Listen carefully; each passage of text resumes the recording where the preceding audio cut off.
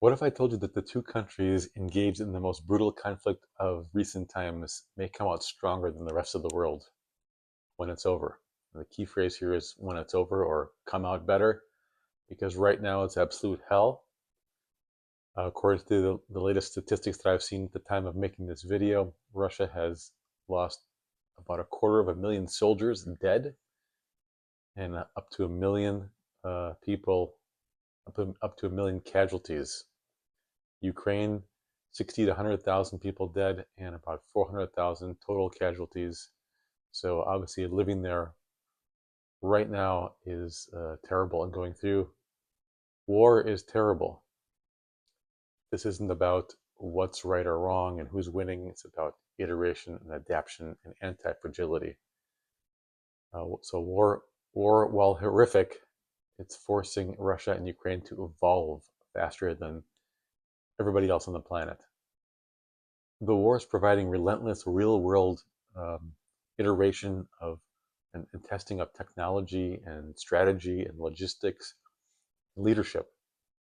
While the peacetime militaries, the strong militaries of the United States, Europe, etc., China, they're forced to innovate on paper. They're sitting on the sidelines right now watching what's going on, and Ukraine and Russia are under fire.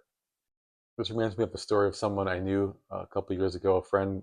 She wanted to run her first marathon, so she bought a book about running, and talked about nutrition and the right shoes and the right training and the right stretching and all this stuff. And another friend wanted to go out and start running, and she's like, no, I'm only on chapter 3 right now. We can't start running. The way to get better at running is just to go out and run.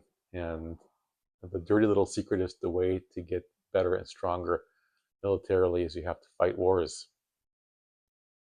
Take a look at what Ukraine has been doing in the last few years. Ukraine's pioneering the use of cheap commercial drones for reconnaissance, for artillery targeting, these first-person view kamikaze strikes. They're also crowdfunding the drone units. They're building a military drone industrial base right on the fly. They're iterating, they're learning decentralized command and adaptation strategies. Ukrainian units often operate semi-autonomously instead of this top-down hierarchy. They're using flexible tactics instead of these order. This lets them adapt to local conditions, local weather, local events that are unfolding, and they can move with lightning speed. They're using 2025 technology, using Starlink satellite system. They're using Google Maps. They're using Telegram bots. They're using 3D printing, crowdsourcing, all these things that you couldn't have imagined 5, 10 years ago, or even when the war started, this wasn't in place. They're advancing in medicine.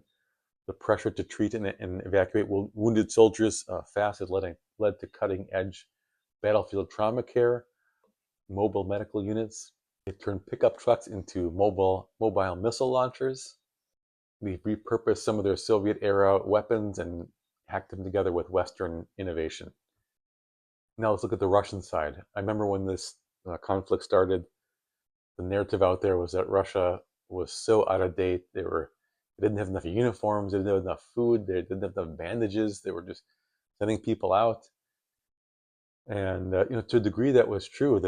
They weren't ready for 2025 era war. They just kind of marched in. They figured, okay, we're going to just storm this country and overwhelm them, and they lined up a bunch of tanks, and they got blown out of the water initially. But I think the Western narrative is that they're still backwards, but they have adapted just as much as Ukraine has.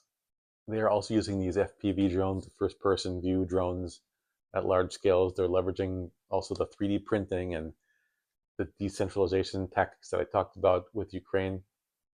They've also gotten much better at jamming technology, jamming the drones, jamming signals, jamming Starlink, and other counter drone tactics. And at first, they did underestimate the Ukrainian resolve, the Ukrainian technology and advancement, and how good their military was going to be. But since then, they've iterated and created, a lot more. It's been a lot tougher for Ukraine to make any headway whatsoever. So they've built this deep layered, resistance defensive system that slowed down any Western equipped offensives. So we've had this stalemate, just going back and forth, gaining inches and half mile here or there. They've gotten much better with the resupply lines. They're resupply and restructuring logistics. At first, like I said, they had these just big convoys, but they've gotten better with rail systems and strategies around supplying their units. They've also reformed their command structure and getting better with decentralized local units having their own autonomy. They've been forced to do onshore military manufacturing. All these sanctions that were put in place forced them to innovate and look inside or look outside to different suppliers that they didn't have before. Now they have this partnership with North Korea, bringing North Korean soldiers, so they are also thinking outside the box, and they've got much better with cyber warfare. They have played the information game with deep fakes and AI-generated disinformation. So what does all this mean? It means that if you're living in these countries, 5, 10, 15, 20 years from now, might be a great place to be. They're going to have some of the most battle-hardened, advanced, smartest militaries in the world. I mean, they do already right now. But when this is over, if they survive, if Ukraine survives, they're going to be supplied, I'm sure, with a lot of money from Western countries. They'll be, again, the best military, and they're going to have secure borders, and it should be a great place to live, just like the United States after World War I, World War II, and the Depression, Great Depression of the 1930s.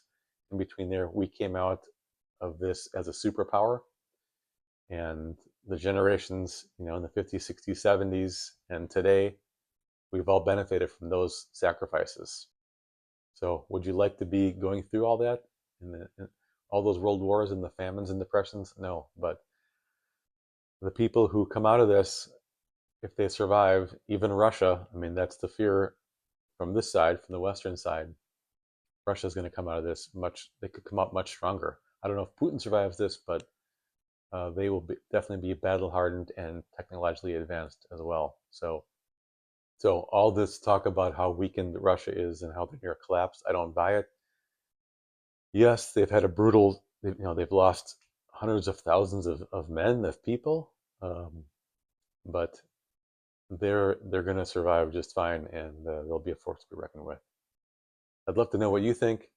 You think I'm on the money, or do you disagree? Please leave a comment. Please like, please subscribe, and I'll see you in the next video.